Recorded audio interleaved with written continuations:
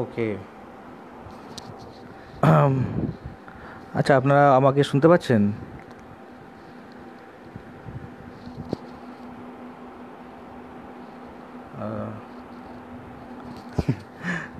দাদা, এসে গেছি। আমি আসলে একটু লেট হয়ে গেল। আমার ল্যাপটপে আমি এতক্ষণ ধরে চেষ্টা করে যাচ্ছিলাম, তো এইখানে লাইভের কোনো অপশান আমি দেখতে পাইনি। তো আমি বুঝতে পারছি না যে আমার হয়তো ফেসবুকটা আপডেটেড নয়, সেই জন্য। আর আমার ফোনটা খুব একটা ক্যামেরাটা অতটা রেজলিউশন ভালো না। আমি এই জন্যে আমি ভাবছিলাম যে যে এইভাবে ইয়েতে ফোনে করব। তো শুভ সন্ধ্যা সবাইকে। আমার নাম অভি, আমার অফিসিয়াল নেম অভিক সরকার। তো আমি প্রথমবার লাইভ আসছি একটা গ্রুপে, কোনো গ্রুপে আমি এইবার প্রথমবারই আমি এসেছি আমি লাইভে গিয়ে। এর আগে কখনো লাইভ আসিনি আমি। তো আপনারা, হ্যাঁ,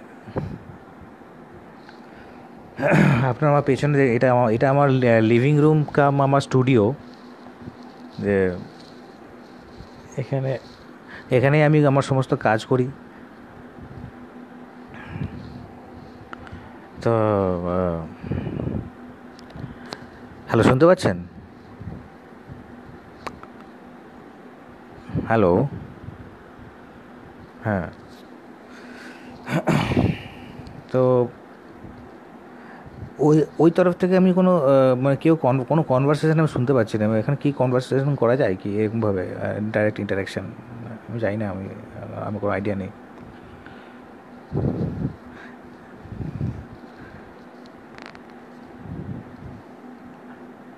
হ্যাঁ। তো আমি জানি না আমি মানে কোথা থেকে স্টার্ট করব। এটা ঠিক লেকচার দেওয়ার মতো না, এটা একটা প্রাইভেট কনভারসেশন। তো একটা কবিতা, আচ্ছা, একটা কবিতা দিয়ে স্টার্ট করা যাক নাকি? পরে ছবিতে আসি।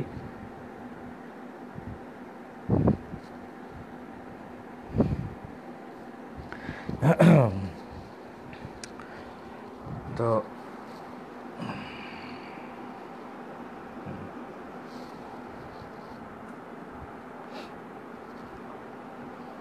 আমার এই বইটি বেরিয়েছিল 2 বছর আগে। এটা বইমেলায়, কলকাতা বইমেলাতে এটা রিলিজ হয়েছিল। তো আমি এখান থেকেই এক দুটো কবিতা পড়তে পারি। তো তার আগে আমি একটা জিনিস দেখছি যে আমার ফোনে কিছু রিসেন্ট কবিতা আছে, সেভ করা আছে। তো সেটা আমি শোনাতে চাইছি। আমি এক মিনিট, জাস্ট এ মিনিট। তো অ্যাকচুয়ালি আমি যেহেতু মোবাইল থেকে ফোন থেকে আমি লাইভটা করছি, সেই জন্যে আমার ফোনের মধ্যে যে কবিতাগুলো আছে সেগুলো আমি এখন শোনাতে পারছি না। এগুলো রিসেন্ট লেখা। তো তার আগে আমি আমার স্টুডিওটাতে আপনি দেখাচ্ছি। আমার পেন্টিংগুলো আগে দেখাই তাহলে। এটা আমার 2014 সালের কাজ। এখানে দেখতে পাচ্ছেন যে এখানে একটি বাচ্চা মেয়ে একটা আতস কাঁচ নিয়ে দাঁড়িয়ে আছে, বা আতস কাঁচ নিয়ে ফেসে আছে। এই ছবিটির নাম হচ্ছে ড্রিমস, চাইল্ডহুড ড্রিমস বলা যেতে পারে। তো আমরা ছোট থাকতে আমরা নিজেকে সবসময় ভাবি যে কখন বড় হব। একটা বড় হওয়ার একটা প্রবণতা দেখা যায়। এই জন্যে যদি যদি ছেলে হয়ে থাকে তাহলে সে নিজের বাবাকে ফলো করে, মেয়ে হলে নিজের মাকে রোল মডেল হিসেবে ফলো করে। তো তো সেই জন্য। আর ছেলেবেলাতে অনেক রকম ড্রিমস থাকে, অনেক রকম ফ্যান্টাসিস থাকে, ওরা ফ্যান্টাসি ওয়ার্ল্ডে বাচ্চারা বেঁচে থাকে। আমার একটা ছোটো বোন আছে, তার বয়স এখন 9 বছর বয়স। তো আমি ওকে বলি যে তুমি কি করে একা একা তুমি হ্যাপি থাকতে পারো, তুমি একা একা কীভাবে ভালো থাকতে পারো, আমাকে সেই কিছু ট্রিকটা শেখাও। তো তখন সে আমাকে বলেছিল যে তুমি ইমাজিন করো, আমি তো ইমাজিন করি যে আমার সঙ্গে অনেকেই আছে, আমার পাশে ডাইনোসর আছে, আমার পাশে আমি এই মশারিটাকে একটা কেভ হিসাবে দেখতে পারি। তো ইমাজিন ইমাজিন করলে অনেক খুশি থাকা যায়।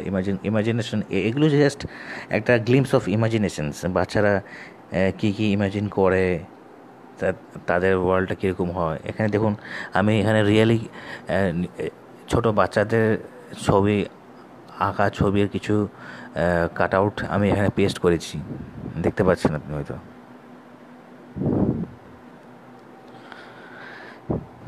তো এগুলো আমার ছবির একটা এলিমেন্ট হিসাবে আমি ইউজ করেছি।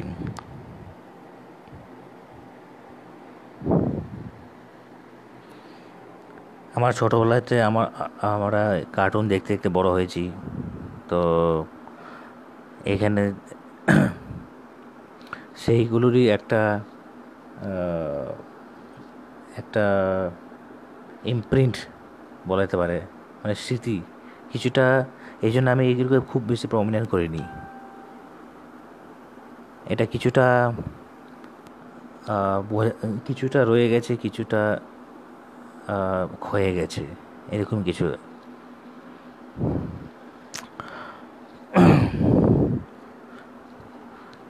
এখানে যে যে বাচ্চা মেয়েটির ফেস দেখা যাচ্ছে, এটা আমাদেরই ঘরে ভাড়া থাকতো তারা। তো ওরা আমার সঙ্গে সবসময় ঘুরতো। তখন হঠাৎ একদিন দেখছি যে সে একটা আতস কাচ নিয়ে এসছে, সে সব কিছু বড় বড় দেখতে পাচ্ছে, মানে তার একটা বড় হওয়ার একটা স্বপ্ন তার মধ্যে কাজ করছে। তো সেই জন্য আমি এই পেন্টিংটা বানাবার ব্যাক স্টোরিটা এখানেই। আমি তাকে এই ক্যানভাসের সাইজটা হলো 5x6, 5 ফুট বাই 6 ফুট। তো তাকে আমি এরকম একটা বড় আকারে করেছি, কারণ সেই ছোট হলেও তাকে আমি ছোট দেখাইনি।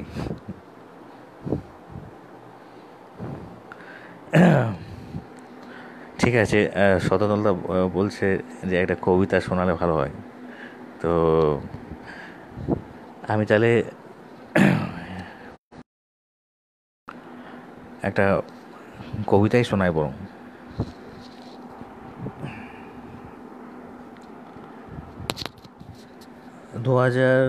ওটা এই কবিতাগুলো যেগুলো সংগঠিত হয়ে রয়েছে একটা একটা বইয়ের আকারে যখন পাবলিশ হয়েছে, একটু সিলেক্টেড পয়েমস, আমার একটা এই বইটা বেরিয়েছিল। তো আমি এখান থেকে কিছু কবিতা শোনাচ্ছি তাহলে।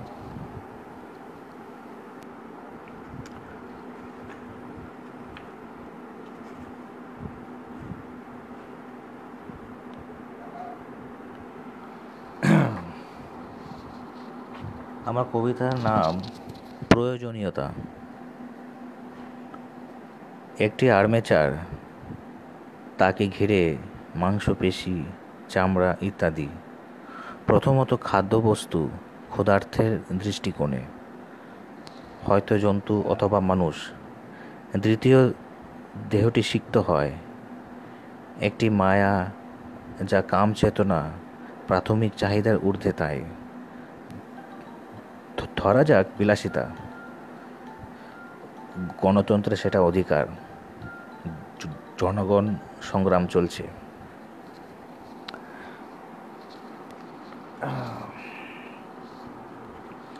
আমরা ছোটোবেলায় অনেক সময় যখন বসে আঁকা প্রতিযোগিতায় আমরা অংশগ্রহণ করি, তখন একটা থিম খুব কমন আসে।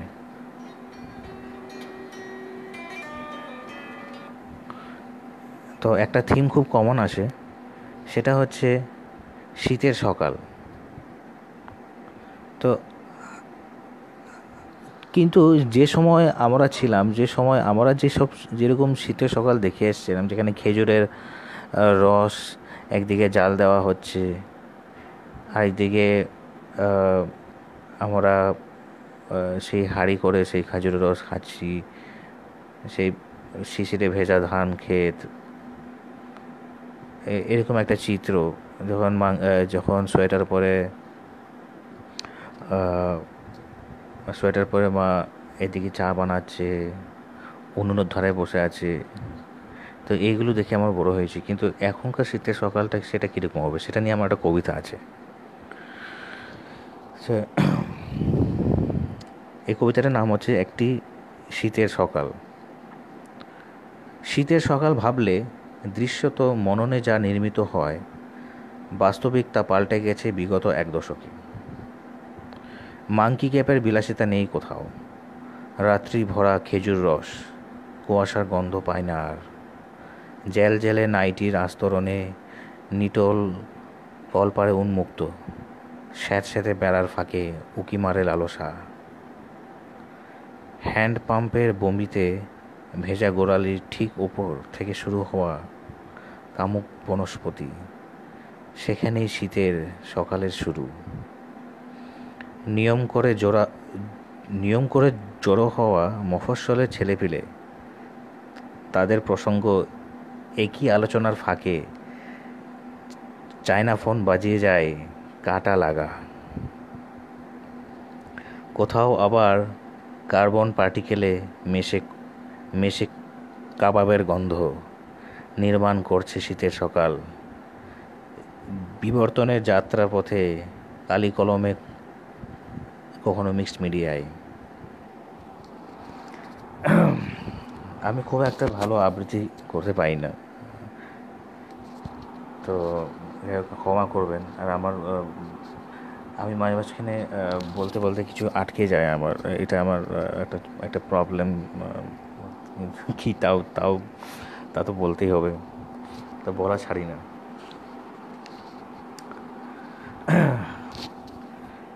আমার দ্বিতীয় একটি কবিতা আপনাকে আর একটা শোনাচ্ছি, সেটার নাম হচ্ছে রাত্রি নামা। নিশাচর পাখি আনমনে বসে আছো, ঢেকে দেব তোর রৌদ্র জ্বালা মুখ। বর্ষায় সিক্ত করেছি রিক্ত পালক, শুধু তোকে ছোবো তাই। রাতের পাখি স্বরবিদ্ধ, নিংড়ে ফেলি যা কিছু স্রোতময়। এতটুকুই ছিল রাত্রি নামা।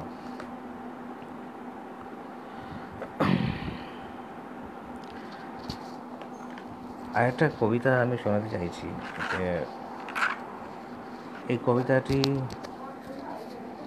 আমাদের আমাদের যে এক্সিস্টেন্সিয়াল কোয়েশ্চেন, আমাদের অস্তিত্বের যে একটা প্রশ্ন, যে আমরা কে, আমরা কোথা থেকে এসেছি, আমাদের পরিচয় কি, সেটাই যেটা আমাদের মা বাবা দিয়েছে, নাকি আমরা অন্য কেউ। যদি আমরা অন্য কোথাও জন্মাতাম, যেখানে জন্মেছি সেটা ছাড়া, তাহলে কীরকম হতো, তাহলে তাহলে আমার পরিচয়টা কী বেসিক্যালি। তো সেটা নিয়ে আমি একটা লেখা লিখেছিলাম, যেটা বহুদিন আগে, সেটা আমার মনে কলেজ লাইফের। সেটার নাম হচ্ছে ইন্ধন। হঠাৎ সে ধ্বনি, মুহূর্তে চারিপাশ স্বপ্নীল হয়ে ওঠে।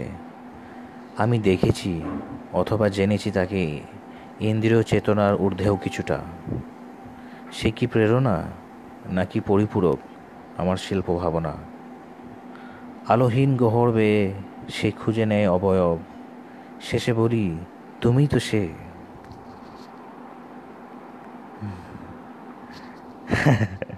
শতলদা শতদলদা আজকে একটা ভীষণ কারেন্ট টপিক একটা তুলে ধরলেন। উনি বলছেন যে ছবি কি অশ্লীল হয় কিনা। প্রথম কথা, আমাদের যে অশ্লীলতার মাপকাঠিটা কোথায়, কোনটাকে আমরা অশ্লীল বলবো আর কোনটাকে আমরা শ্লীল বলবো, বা কোনটাকে আমরা সে কোনটা গ্রহণযোগ্য কোনটা গ্রহণযোগ্য না, এটা নিয়ে একটা বিশাল কিছুদিন ধরে আমি ললিত কলা একাডেমির ফোরামে আছি আমি। তো আমি সেখানে আমি প্রায় আমার কিছু একাডেমিক স্টাডিজ, নিউড স্টাডিজ আমি পোস্ট করে থাকি। তো আমার অ্যানাটমি স্টাডিজ, তো আমি একটা জিনিস, তো সেখানে আমাকে অনেক অনেক লোকেই সেটা আমার সেটাকে অ্যাপ্রিসিয়েট করেছে, সেটাকে প্রশংসা করেছে। কিন্তু তারপরেও কিছু কিছু মানুষ আছে যারা ছবির মধ্যে নগ্নতা সেটাকে নিয়ে তারা তর্ক বিতর্ক শুরু করে দিয়েছে। তারা তারা বলছে, আমি একটা জিনিস বুঝতে পারি না যে যখন হুসেন একটা ঘোড়া আঁকলো, ঘোড়াটাকে তো কাপড় পরায়নি, তো সে একটা মানুষকে তার স্বাভাবিক অবস্থায় তাকে যখন সে ক্যানভাসে এঁকে ধরছে, তাকে যখন তুলে ধরছে, সেই সময় তাকে কাঠগড়ায় দাঁড় করানো হচ্ছে যে সে একটা অশ্লীল কিছু। আচ্ছা, ছবি যদি অশ্লীল হয়, এটা একটা নগ্ন নারী, সেটা যদি অশ্লীলতা হয়, তাহলে আমার তো মনে হয় যে খাজুরাহো মন্দিরের সমস্ত স্থাপত্যকলাকে ভেঙে গুঁড়িয়ে দেওয়া দরকার বুলডোজার দিয়ে। সেটা তো করছে না। ওখানে তো ওরা সবসময় পুজোর থালা নিয়ে রেডি হয়ে আসছে। তো আমি বুঝতে পারি না যে এরা আজও আমাদের যারা নিজেদেরকে ধার্মিকভাবে ধার্মিক বলে নিজেদেরকে যারা নিজেকে বিশ্বাস করে যে তারা ধার্মিক, তারা আদৌ ধর্ম কী সেটা জানে কি না। আমাদের একটা নগ্ন নারী বললে ভুল হবে, যে আমি বলি যে আমরা রেনেসার ছবি যখন দেখি, রেনেসার ছবি দেখলে আমরা তো বারবার রেমব্রান্ডের ছবি কথা উঠে আসে। তো রেমব্রান্ড, বটিসেলির যখন ছবি, ইটালিয়ান যারা মাস্টার বটিসেলি বার্থ অফ ভেনাস ছবিতে ভেনাসকে নগ্নই দেখানো হয়েছিল। রেমব্রান্ডের বাথসেবা অ্যাট হার বার্থ, সেই ছবিটার মধ্যেও বাথসেবাকে কিন্তু কাপড় পরানো হয়নি। তো এইখানেই একটা পার্থক্য, যে আমরা নিজেদের যে ভগবান আমাদেরকে তো কাপড় পরে পাঠায়নি, আমাদের দেহের যে স্বাভাবিক যে একটা সৌন্দর্য, একটা গঠন, সেটাকে যখন একটা আর্টিস্ট যখন তুলে ধরছে ক্যানভাসের মধ্যে, তখন কিন্তু সবার আপত্তি উঠে আসছে, সবার সেটাকে। তো আমার রিসেন্ট এই ছবিটা নিয়ে আমার ভীষণ বিতর্ক ফেসবুকে উঠছিল। তো এটা আমার একটা স্টাডিজ, এটা আমার একটা মডেল স্টাডি করেছিলাম আমি। তো সেটা নিয়ে ভীষণ কথাবার্তা চলছিল। তো আমি তাকে আমি সেই মানুষটিকে আমি একটাই কথা বললাম, যে আপনি কখনো কামাখ্যা মন্দিরে গেছেন, বা আপনি কখনো খাজুরাহো মন্দিরের দর্শন করেছেন, কান্দারিয়া মহাদেবা টেম্পলের আপনি গেছেন কখনো?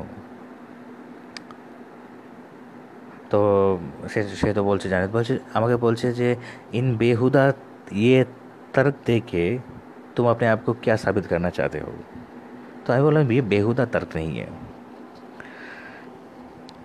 আমার কথার মধ্যে একটা যুক্তি আছে।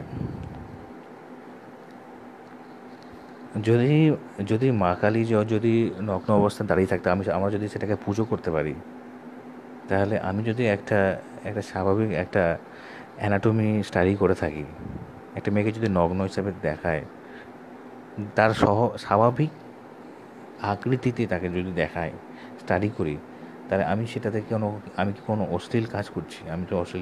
আমি তো অশ্লীলতা ছড়াচ্ছি না। কারণ আমরা যখন একাডেমিক স্টাডি করেছি আমরা আমরা ইন্ডিয়ান আর্ট কলেজে যখন পড়তাম আমি, সেখানে আমাদের যখন নোট স্টাডি ক্লাস হতো, তো সেখানে আমরা এটাকে একটা সাবজেক্ট হিসাবে দেখেছি আমরা। তো তখন তো তখন তখন তো কেউ আমাকে প্রশ্ন করেনি এই সময়। তা আজ পর্যন্ত আজও ওরা বুঝতে পারে না যে নগ্নতা আর অশ্লীলতার মধ্যে কী তফাৎ, পার্থক্যটা ওরা বুঝতে পারে না। তো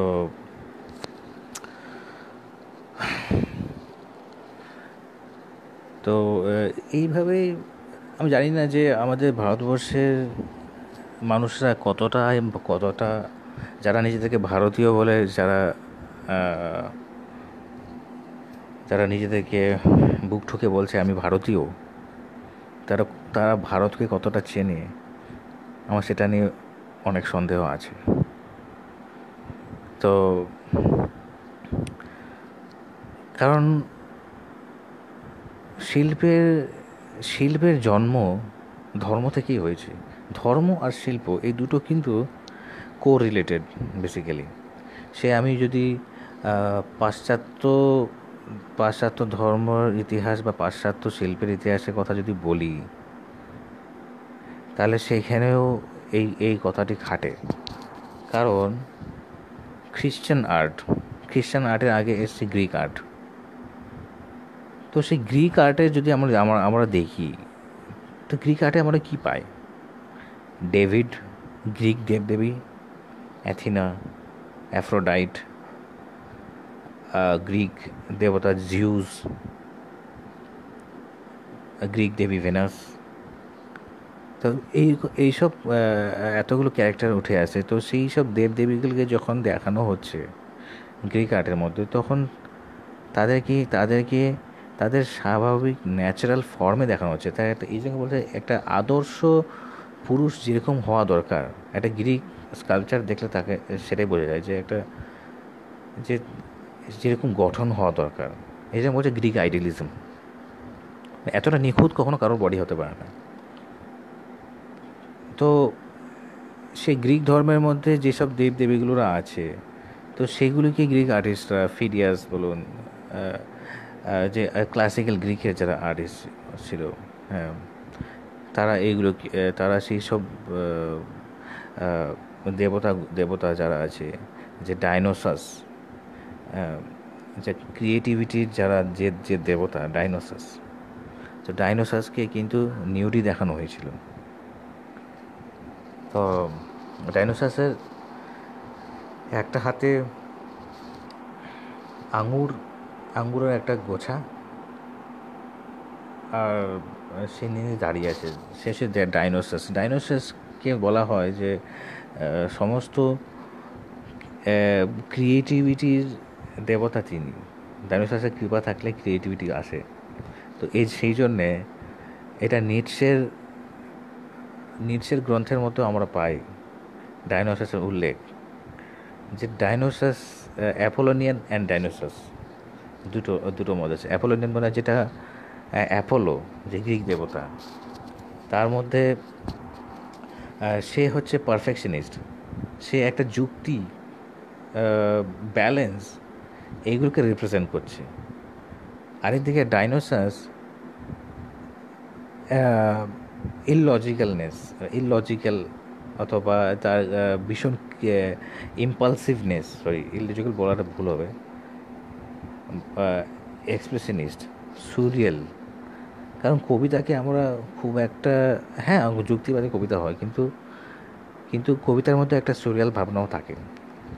সে জীবনানন্দ দাশের কবিতা হোক বা শক্তি চট্টোপাধ্যায়ের কবিতা হোক, একটা সুরিয়াল ভাবনা। তো সেগুলোকে আমি রেফারেন্স টানছি এই জন্যই, কারণ তো আমার কথাটার যুক্তি হলো এটাই যে ডাইনোসাসকে যখন কোনো একটা শিল্পী বানাচ্ছে, তাকেও কিন্তু নিউড অবস্থায় বানাচ্ছে। তো আর এদিকে যখন আমাদের প্রাচ্যের কথা আসছে, মানে আমাদের ভারতীয় শিল্পের ইতিহাসের কথা আসছে, ভারতীয় শিল্প ইতিহাস শুরু হচ্ছে বুদ্ধিজম থেকে, বুদ্ধিস্ট আর্ট থেকে। তো তার আগে কিছু শিল্পকলা ছিল, সেটাকে কেভ আর্ট বলছে, কিন্তু ভীমবেটকা কেভস, এগুলো ওয়ারলি কেভস, এগুলো ট্রাইবাল আর্টের মধ্যে পড়ছে। কিন্তু যখন একটা সুসংগঠিতভাবে যখন একটা একটা শিল্প ধারা এগোচ্ছে, তখন সেটাকে আমরা বুদ্ধিস্ট আর্ট থেকে আমরা পাই, যেটা নিদর্শন হচ্ছে আজান্তা কেভস। তো আজান্তা কেভসের মধ্যে ধন্যবাদ দাদা। তো এখন অজান্তাতে আছি। তো আমরা অজান্তার যদি মিউরালসগুলো আমরা দেখি, অজান্তা মিউরালস যখন করা হয়েছিল, যে সময় করা হয়েছিল, সেটা মৌর্যান আমলে, মৌর্য যুগে সেগুলো করা হয়েছিল। কারণ চন্দ্রগুপ্ত মৌর্য তিনি নিজে একজন বুদ্ধিস্ট ছিলেন। আর সেই মৌর্য যুগে এই অজান্তা কেভসগুলোকে বানানো হয়েছিল। সেগুলো এই অজান্তার যে গুহা চিত্র যেটাকে বলছে, তো অজান্তা গুহাগুলো কী ছিল, সেগুলো দুটো ভাগে ভাগ করা যায়। তো অজান্তা গুহা চিত্রর মধ্যে একটা হচ্ছে লিভিং হাউসেস, বা যেগুলো হচ্ছে যারা মঙ্ক আছে, মঙ্কদের মানে বাসস্থান, যারা হচ্ছে লিভিং রুম যেটাকে বলা হচ্ছে। তো সেইগুলোকে একরকমভাবে ওরা ডেকোরেট করে রাখতো। আর আরেকদিকে যেটা একটা প্লেস অফ ওয়ার্শিপ, বা যেখানে তারা পুজো আচ্চা বা বুদ্ধিস্ট রেগুলেশনসে যারা একসাথে জমায়েত করতো, হ্যাঁ, যারা সেই বুদ্ধিস্ট সংঘ পরিবার যারা আছে, তারা ওখানে গিয়ে জমায়েত হতো, তারা ওয়ার্শিপ করতো। তো সেইখানে বেশ কিছু ওটা সিল্ক রুটের মধ্যে পড়ছে, মানে অজান্তা কেভ যেটা আছে সেটা ঔরঙ্গাবাদের মধ্যে অবস্থান করছে। তো এটা একটা সিল্ক রুটের মধ্যে পড়ছে, যেটা কানেক্ট করছে চীন, জাপান, এই সমস্ত জায়গাগুলোকে, সাউথ ইস্ট নেশনসগুলোকে। তো তো সেখানে বিভিন্ন যারা মার্চেন্টসরা, বিভিন্ন যারা বণিকরা, তারা সেখানে অর্থ দিয়ে সেখানে কমিশন ওয়ার্ক করিয়েছিল জিনিসটা। মানে সেখানে যে চিত্রকলাগুলো যেমন দেখতে পাই আমরা এখন অজান্তাতে, তো সেগুলো তাদেরই সেই সব রাজা, সেই সব ব্যবসায়ীদের অর্থে ওদের প্যাট্রনেজে হয়েছে। তো সেই অজান্তা মানে মিউরালসগুলোর মধ্যে যেখানে বেশিরভাগটাই গৌতম বুদ্ধের জীবনের বিভিন্ন অধ্যায় সেখানে তুলে ধরা হয়েছে। তো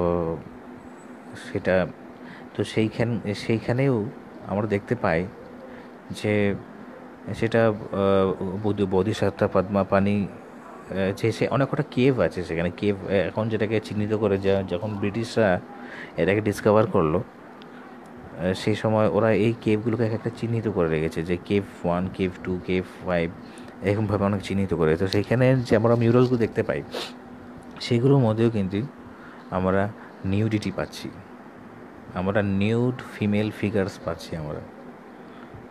তো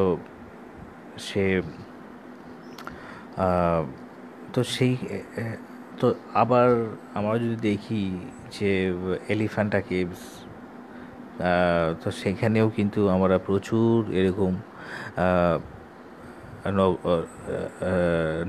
নিউড ফিগার্স আমরা দেখতে পাই, যেটা স্থাপত্য কলার একটা পার্ট। যেটাকে স্থাপত্য আর্কিটেকচারাল ল্যাঙ্গুয়েজে সেটাকে বলছে মিথুনা বলছে। তো অনেক সময় মন্দিরে আমরা দেখতে পাই, যে প্রাচীন মন্দিরে যদি কেউ গিয়ে থাকেন, এখন যদি আসামের কামাখ্যা মন্দিরে যারা গিয়েছেন, তারা একটা জিনিস লক্ষ্য করে থাকবেন, যে সেখানেও প্রচুর মন্দিরের গায়ে এরকম অনেক অনেক কিছু রিলিফে কাজ করা আছে। তো সেখানে কিছু কিছু নিউড ফিগারসও থাকে। তো সেইগুলো বেসিক্যালি আর্কিটেকচারাল এলিমেন্ট। এটা পারপাসটা হলো এটাই যে সেইগুলো সেগুলো নিয়ে স্কলারদের মধ্যে অনেক রকম মতবাদ রয়েছে যে মন্দিরে ঢোকার মুখেই মন্দিরের গায়ে এরকম কপুলেটিভ মোটিভস বা রতি দৃশ্য কেন রাখা হয়েছে, এটা ইন্টারন্যাশনালি রাখা হয়েছে, কেন সেটা করা হয়েছে। তো সেটা সেটা দুরকম মত আছে। একটা এক ধর একটা একটা গ্রুপ অফ স্কলার্স এটা দাবি করে যে সেটা এই জন্যই রাখা হয়েছে যাতে সমস্ত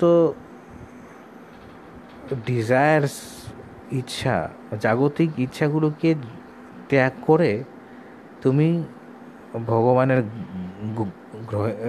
গৃহে তুমি প্রবেশ করো, সেই জন্যে রাখা হয়েছে। আরেকটা দিকে আরেকটা মতবাদ বলছে যে সেগুলো সেগুলোর একটা সুপার ন্যাচারাল একটা পাওয়ার তার মধ্যে কাজ করছে, একটা একটা শক্তি কাজ করছে, যে কোনো রকম কোনো নেগেটিভ স্পিরিট কে তারা ব্লক করে দেয়। সেই সেই মিথুনা যে মোটিভগুলো দেওয়া আছে সেগুলো রতি রতি অবস্থায় যেসব রিলিফগুলো করা হয়েছে মন্দিরের গায়ে,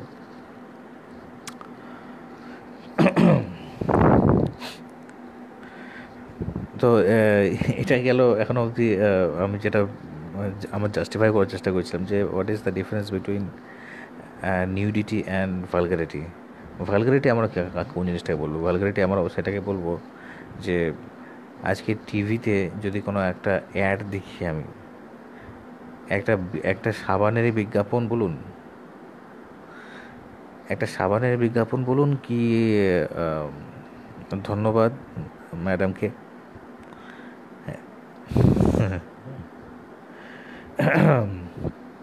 তো একটা সাবানের বিজ্ঞাপনের মধ্যে যখন ক্যাটরিনা ক্যাফ সাবানটা যখন লাগাচ্ছে, তার যে মুখের ভঙ্গিমা সেটা অশ্লীল। সেটার মধ্যে কিন্তু সেন্সার বোর্ড সেন্সার লাগায় না, কিন্তু কিন্তু একটা একটা নগ্ন মেয়ে, শুধু সিম্পল একটা নগ্ন মেয়ে, সে কখনো কিন্তু অশ্লীল হতে পারে না।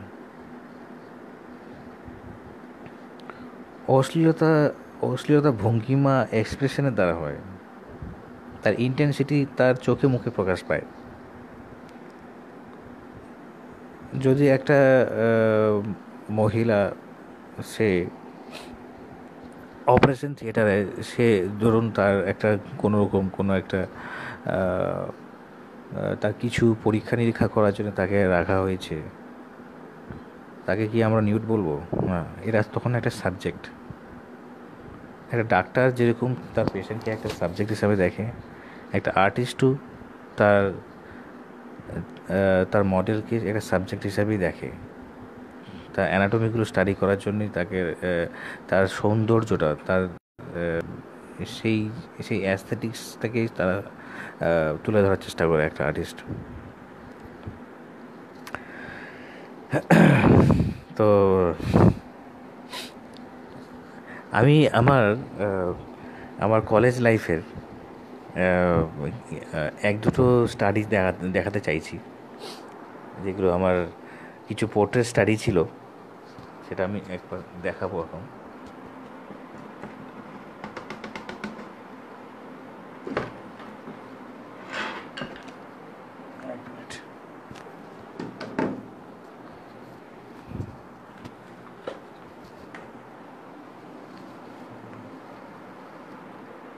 এই ছবিটা দেখতে পাচ্ছেন, এই পোর্ট্রেটটা আমি স্টাডি করেছিলাম ইন্ডিয়ান আর্ট কলেজে যখন আমি থার্ড ইয়ারে পড়তাম তখন।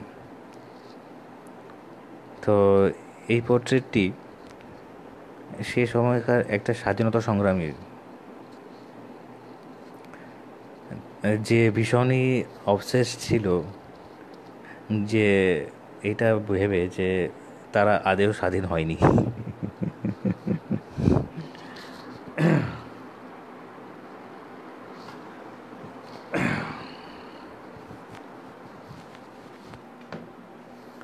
আমি আরেকটা, এটা আমার আরেকটা পোর্ট্রেট।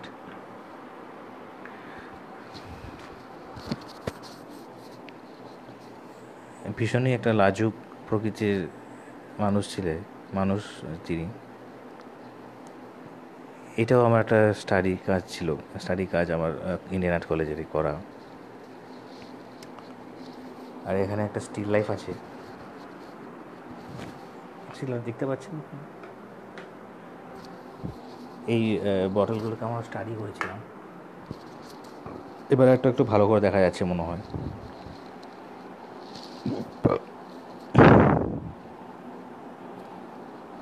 এই ছবিগুলোর মধ্যে সেই ফোবিজম, ইমপ্রেশনিজমের কিছু প্রভাব আছে এখানে ব্রাশিংয়ের মধ্যে। তো বেসিক্যালি একাডেমিক শিক্ষার সময় অনেকে অনেক কিছু নিয়ে অনুপ্রাণিত হয়ে থাকে। আমি সেটা ব্যতিক্রম নই।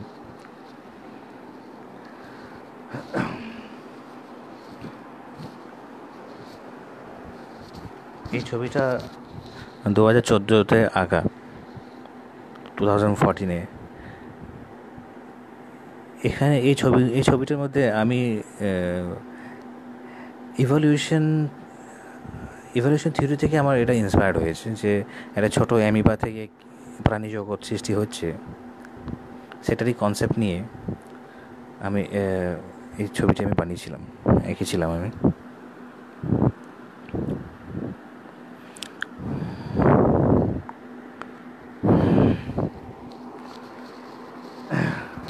ধন্যবাদ দাদা।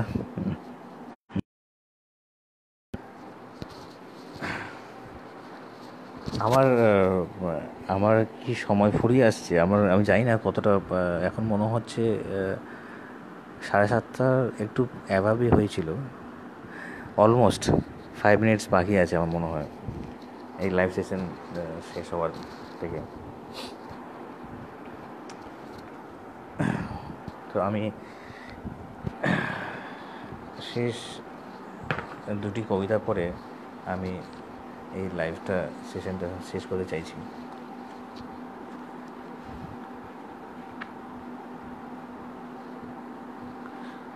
ছোট্ট দুটি কবিতা, অনুকবিতা বলা যেতে পারে।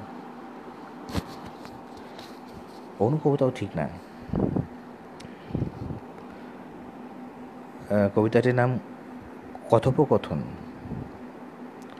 পাশাপাশি রাখা দুটি গল্প, একটাতে যা অভাব আর একটাই সে ভর্তি করে রাখা।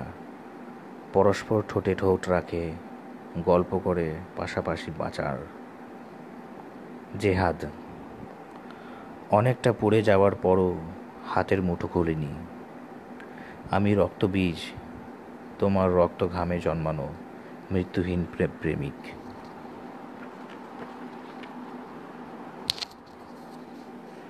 আরও কিছু বলা যেতে পারে?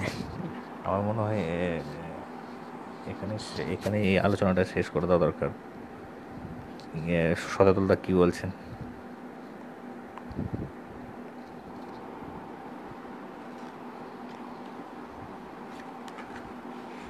আর একটা কবিতা পড়বো।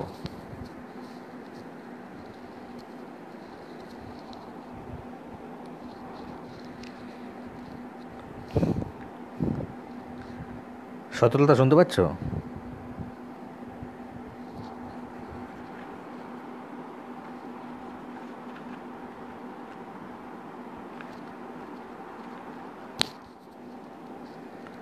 যাই হোক, জানি না, এখন রিপ্লাই আসছে না।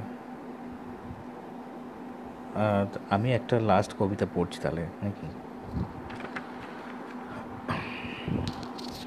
কবিতাটির নাম, এখন একটা কবিতা পড়ার সময় আছে কি না? এখানে শেষ করে দিচ্ছি তাহলে। শতাতুলদা, ধন্যবাদ আপনাকেও যে আমাকে এখানে আমন্ত্রণ জানানোর জন্য আমাকে কিছু বলার আহ, আচ্ছা জন্য অনেক ধন্যবাদ। ঠিক আছে, আমি একটা কবিতা শোনাচ্ছি। এই কবিতাটির নাম হচ্ছে লক্ষ্যভেদ। স্পর্শ করেছ মায়াবী, তোমার কোলাহল শুনতে পেয়েছে এ কবি প্রাণ। বিস্ময় তোমার রক্ষা কবচ, রোদ বিছলে হরকে যায় সোনালি ত্বক। আমিও কঠিন প্রেমিক এক, ভেদ করেছি তোমার মায়াবী বুক।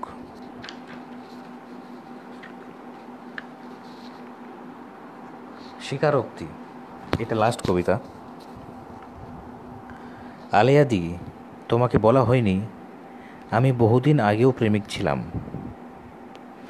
তবে সেটা তোমার মতো কিছুটা, তবু তুমি নও। যেখানে বাক্সবন্দি নজিরবিহীন কিছু প্রেমের এপিটাফ, তোমাকে বলা হয়নি আমি তাকেই ভুলে গেছি তার কিছুটা তোমায় পেয়ে।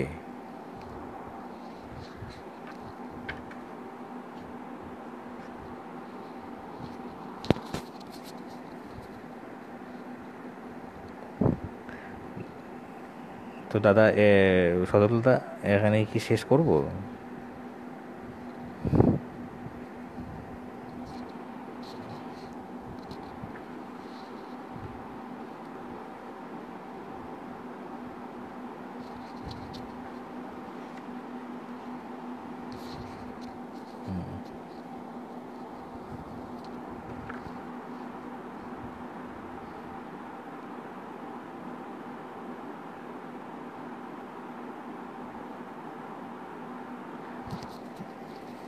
তো দাদা, এখানে কি শেষ করব না আরও কিছু,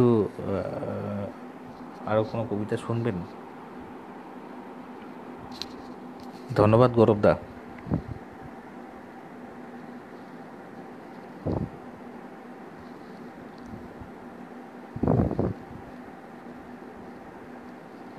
আমারও ভীষণ ভালো লাগলো দাদা।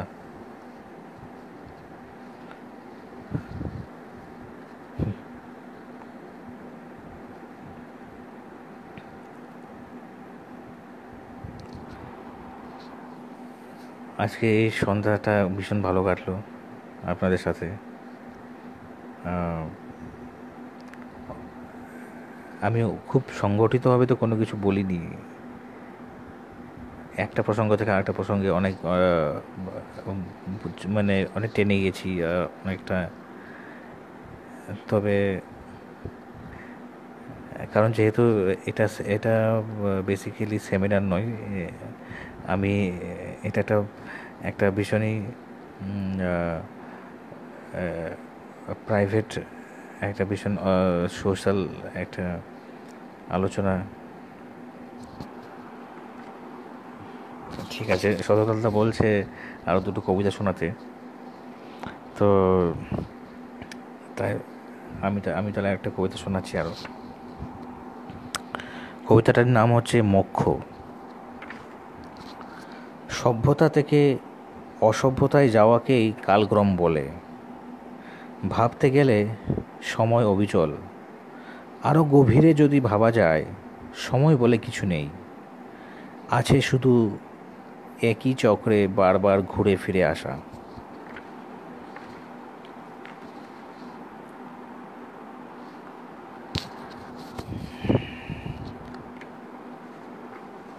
অস্তিত্ব, অস্তিত্ব এক।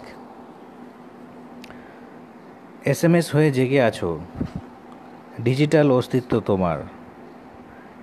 ক্রিমসন কপাট ত্বক সব কিছুই চেনা, তবুও অতিভুজা তুমি দৃশ্যমানতা পেরিয়ে গেলে। মুখোমুখি দাঁড়াও যদি কখনো তোমাকে অচেনা ঠেকে, অসংলগ্ন একটি দ্বীপের মতো তোমার কিউবিক অবয়ব আকস্মিক ঘূর্ণি হয়ে যায়।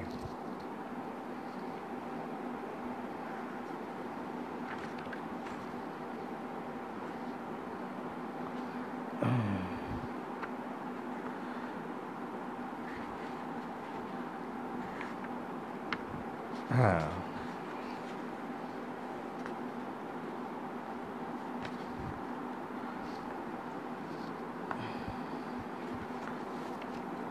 আরেকটা কবিতা শোনাচ্ছি। সেটা সেটা মুখ্য দুই। গত জন্মে আমি প্রায়শই বড় হবার কথা বলতাম। বড় একটা বিশেষণ বোঝার জন্য যা কিছু স্থূল। আগুনে পোড়ে মেদ মাংস, পোড়ে বড় বাজারের দোকান, ছাই উড়ে ঘামে মেশে ধুয়ে যায় টাইম কলে।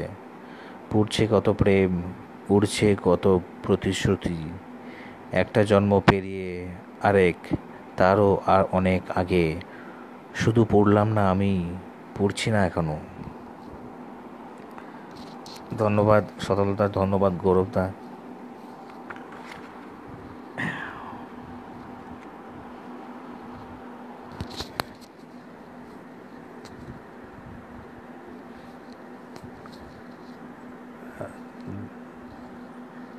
আমার মনে হয় আমার সময় এখানে সমাপ্ত হতে যাচ্ছে।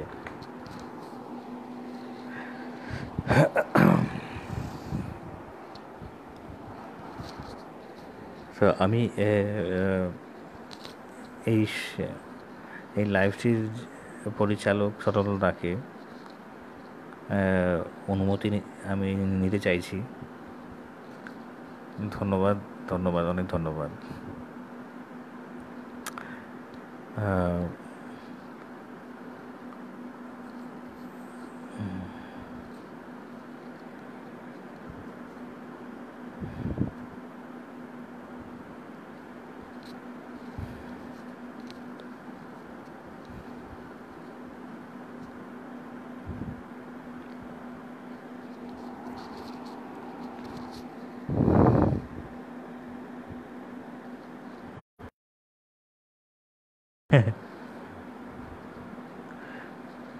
ধন্যবাদ, অনেক অনেক ধন্যবাদ।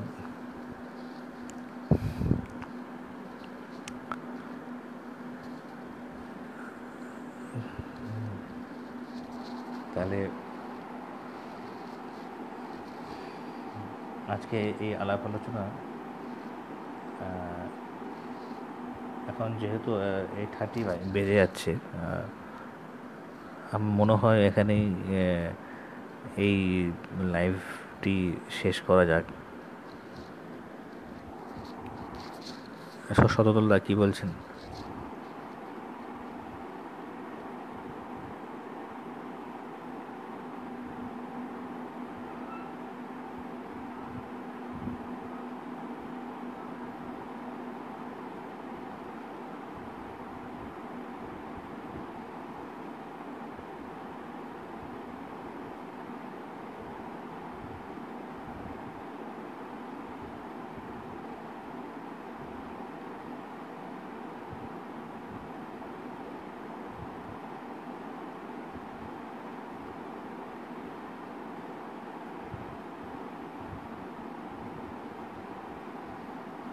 ঠিক আছে দাদা, অনেক অনেক ধন্যবাদ। ধন্যবাদ সবাইকে। এত সুন্দর একটা সন্ধ্যায় আমাকে কথা বলার একটা অনুমতি দেওয়ার জন্য। খুব ভালো থাকবেন সবাই। নমস্কার।